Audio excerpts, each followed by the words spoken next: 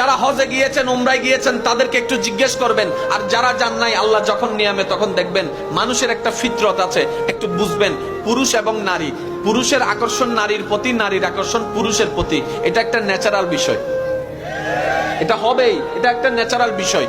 কিন্তু যখন আপনি আল্লাহর ঘর তাওয়াফ করবেন, লাব্বাইক আল্লাহুম্মা লাব্বাইক, লাব্বাইক লা শারীকা লাক লাব্বাইক, ইন্নাল হামদা ওয়ান নি'মাতা লাকা ওয়াল মুলক লা শারীকা লাক। এখানে বিভিন্ন দেশের পুরুষ আছে, বিভিন্ন দেশের নারী আছে, কত সুন্দর সুন্দর নারী আছে। কিন্তু বড় চমৎকার বিষয় কি জানেন?